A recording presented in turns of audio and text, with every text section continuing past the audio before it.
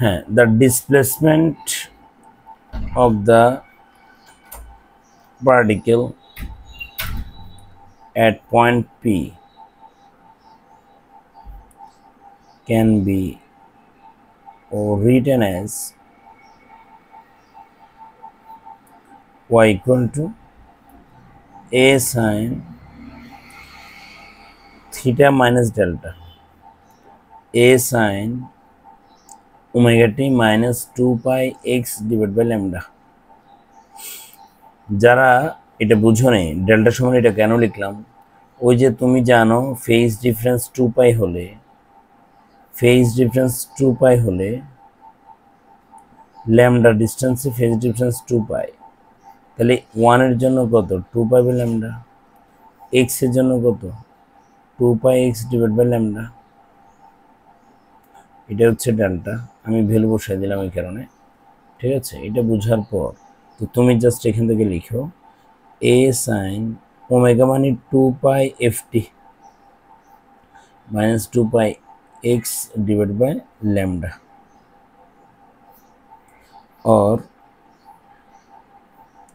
y equal to a sin f equal to v equal to f lambda করছো না, v equal to f lambda, তাহলে f equal to v by lambda,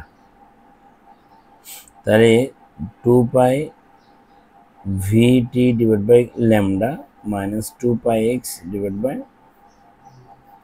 lambda। Common অংশ নিয়ে নাও, y equal to a sin 2 pi by lambda common নিলে vt minus x থাকে। তাহলে দেখো এটা হচ্ছে প্রগ্রেসিভ ওয়েভ ইকুয়েশন। কোশ্চেন হচ্ছে একে কেন প্রগ্রেসিভ ওয়েভ বলবো, এখানে ফেজ ডিফারেন্স দেখো, phase will vary with respect to time and position।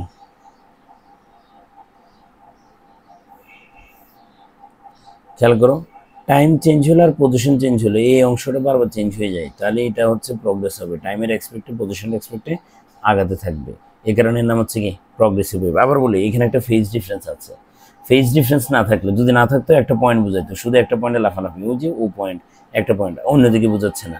যখন এটা পজিশন চেঞ্জ হবে, দেখো তোমাকে যদি বোঝাতে চাই আরো ভালো করে, তুমি দেখো এক একটা পার্টিকেলের পজিশন এক এক রকম, যত রাইট সাইডে যাবে পজিশন চেঞ্জ হচ্ছে, টাইমের এক্সপেক্টে পজিশন যদি চেঞ্জ হয় তাহলে এটা দেখা যাচ্ছে আমি যত টাইমের, আমি প্রথমে এখানে ছিলাম, কিছুক্ষণ পজিশন চেঞ্জ করছে, আরেকটা টাইমে এইখানে চলে আসছে, এখানে চলে আসছে, এখানে চলে আসছে, তাহলে টাইমের এক্সপেক্টে যত আগাবা তখন দেখা যাচ্ছে যে এটা প্রগ্রেস হচ্ছে সামনের দিকে। এক একটা পার্টিকেলের অবস্থা এক এক রকম হবে, ফেজ এক এক রকম হবে, ও পয়েন্টের ফেজ একরকম, পি পয়েন্টের ফেজ আরেক রকম, এ পয়েন্টের ফেজ আরেক রকম, বি পয়েন্টের ফেজ আরেক রকম। তাহলে রাইট সাইডে যত পয়েন্ট আছে সবগুলোর ফেজ ও পয়েন্টের মতো না, যেহেতু স্টার্ট করেছে ও থেকে, তাহলে ও ফেজ বেশি হবে, আর এটা আর কম হবে, এটা আরও কম হবে, এটা আরও কম হবে। কিন্তু ও পয়েন্টের লেফট সাইডে কেউ যদি থাকতো, এটা রাইট সাইডের কথা বললাম কম, লেফট সাইডে কোনো পয়েন্ট থাকলে তার ফেজ কী হবে, ওর তুলনায় বেশি হবে। তাহলে আমরা ওটাও লিখতে পারি, খেয়াল করো, দ্যাট ইজ খেয়াল করো, ইফ এ পয়েন্ট, হ্যাঁ, a particle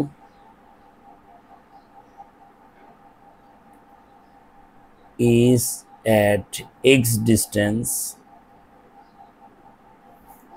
from O point in left side,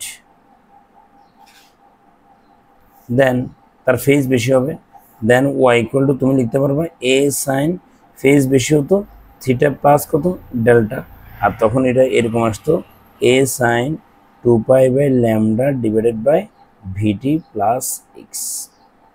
তাহলে আমরা বুঝে গেলাম যে স্ট্যান্ডার্ড ইকুয়েশন কি কি, standard progressive wave equation, progressive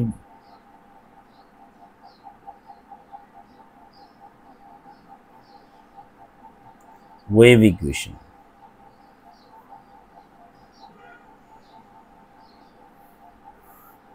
এক number y equal to a sin 2 pi by lambda into vt plus x। 2 number y equal to a sin 2 pi by lambda vt minus x। এটাকে তুমি চাইলে এভাবে লিখতে পারো a sin 2 pi ft plus 2 pi x divided by lambda। এটাকে এভাবে লিখতে পারো a sin 2 pi ft plus 2 pi minus 2 pi x divided by lambda। এগুলো হচ্ছে স্ট্যান্ডার্ড প্রগ্রেসিভ ওয়েভ ইকুয়েশন। একটা হচ্ছে along positive X axis negative X axis, আর একটা হচ্ছে অ্যালং পজিটিভ এক্স এক্সিস। এই হলো ঘটনা। আশা করি বুঝতে পেরেছ। এই রিলেটেড কি আসে, কি কোশ্চেন আসে, তোমাকে একটা ম্যাথ করাই। লিখো এরকম একটা ইকুয়েশন y equal to 2 বা 20 sin suppose 300 pi t minus, আচ্ছা প্লাস দিয়ে বললাম, plus pi x divided by 3.5 centimetre. Assign it না সিজিএস। তাহলে এটা যদি হয় সেন্টিমিটার তাহলে তোমাকে মিটারে লিখতে হবে সব। আচ্ছা আগে মিটার দিয়ে করে সেন্টিমিটার নিয়ে পরে করি। তাহলে এটা যদি হয় আচ্ছা সেন্টিমিটার দিয়ে করতেও পারো, কোনো সমস্যা নেই। তো আসো, তো compare this equation, compare the given progressive wave equation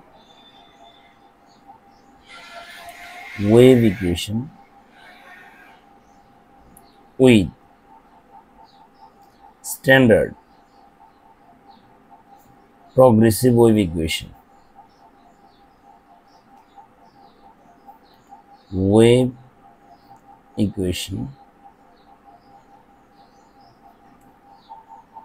y equal to a sin 2 pi ft plus 2 pi x divided by lambda। তো কম্পেয়ার করলে কি পাওয়া যায়, a equal to 20 centimetre, that is 0.2 metre. এটা হচ্ছে অ্যামপ্লিটিউড। 2 নম্বর frequency বের করবে। তুমি দেখো 2 pi f equal to আছে 300 pi, তাহলে f equal to কত হবে, পাই পে চলে যায় 2 দ্বারা পাল্টে গেলে 150 হার্জ। 3 নম্বর টাইম পিরিয়ড যদি বের করি t equal to 1 by f, that is 150, 1 by 150 second. 4 number wave length. তো কম্পেয়ার করো এই সেটটা, এই দুইটা সেটের কম্পেয়ার করো। 2 pi x divided by lambda equal to pi x divided by 3.5। তো তুমি একটা কাজ করতে পারো, দেখো এটাকে 2 দ্বারা উপরে নিচে মাল্টিপ্লাই করে দিলে মিলে যাচ্ছে। তাহলে কত, 2 pi x divided by 7,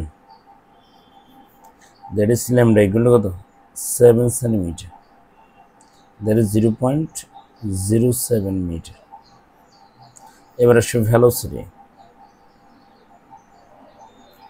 v equal to f lambda 150 into 0.07 metre per second যা আসে। তারপর হচ্ছে খেয়াল করো আরেকটা আছে নতুন, তোমরা জানো যে একটা কম্পিউটার সলিউশনে কত ডিস্টেন্স কভার করে ল্যামডা, তাহলে যদি 10টা কম্পিউটার সলিউশনে তাহলে 10 ল্যামডা, তাহলে distance covered for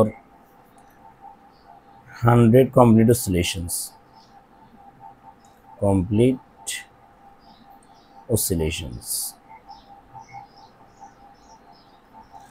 s equal to n lambda, n হচ্ছে 100, lambda হচ্ছে 0.07, তাহলে কত 70, আচ্ছা 7 মিটার। ঠিক আছে, তো তোমরা চাইলে এভাবেই করতে পারো মোটামুটি ভাবে। আপাতত আশা করি বুঝতে পেরেছ। তো স্ট্যান্ডার্ড প্রগ্রেসিভ ওয়েভ ইকুয়েশনের সাথে কম্পেয়ার করলে তুমি এটা পেয়ে যাবে। তো আমরা যদি রিক্যাপ করি ক্লাসটা কি, আজকে জাস্ট যতটুকু বললাম, এটা এটা হচ্ছে ওয়েভ পড়েছি। ওয়েভ আবার হচ্ছে জাস্ট কি transfers energy from one point to another point or carries energy from one point to another point without any net transfer of the medium. Wave two types normally, sorry, wave carries or transfers energy, not particular matter.